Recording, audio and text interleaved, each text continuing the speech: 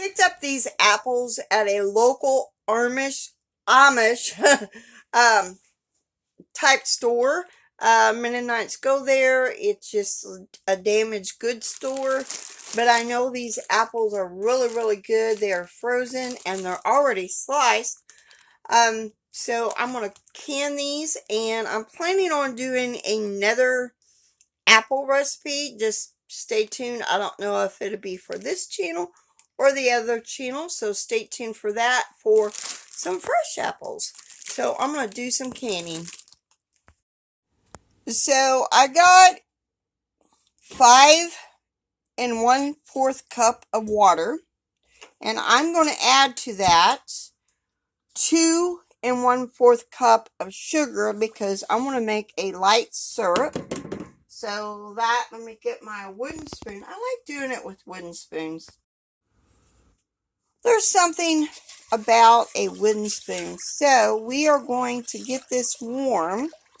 In the meantime, I am going to be getting my quart jars cleaned and adding apples, which, let me show you the apples I picked up. And I might add, these jars that I'm using is not really recommended to use. These are old glass jars. Not really recommended for canning, but my mama, my grandmas always use these jars. These are old pickle jars, old mayonnaise jars. Yes, jars like that mayonnaise used to come in a glass jar. And of course, my grandmas would wash them off, make sure they're clean. And long as a wide mouth or a regular mouth lid would go on there, they would can in them. So I'm going to continue that tradition. I will not pressure can in them, but I will water bath canning in them. Just a FYI, you could use these jars for storing dry goods as well. And this is a quart size jar.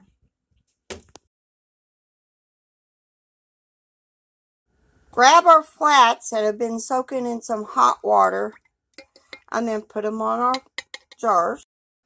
Put our rings on, finger tight. And yes, those lids were hot. Just a FYI, that water was really hot. So just finger tight, and then we're going to put them in our canner. Now, if there was enough of the light syrup I made, I would can it as well, but there's not enough to can, so I'm not going to mess with it. So now we need to get some vinegar on a paper towel and wipe off the rims. Water bath canning, you always want the water above, at least about an inch or half an inch above your jar. So I still need to add a little bit of more water into this. And also, just a note, if you have hard water like I do, add a splash of vinegar to your canner, whether it's pressure canning or water bath canning, because that'll keep the hard water particles off your jars, and then look a little bit prettier than, if you didn't put no vinegar in there. Now we need to bring our canner to a boil and then let it boil for 20 minutes. And then we will shut off the heat and let them set for 5 minutes. And then we could take our jars using our jar lifter. So I'm just letting you know, I may not be able to film the rapid boil, but it is in either on this channel or on my other channel, Luann's Kitchen, for that. So what it looks like, rapid boil. I do believe I put it on there for the pickled Brussels sprouts. I do believe that is, it may have been the day before you see this one. But that is what a rapid boil is. Now we got to wait for that to happen before we can put our timer on for 20 minutes.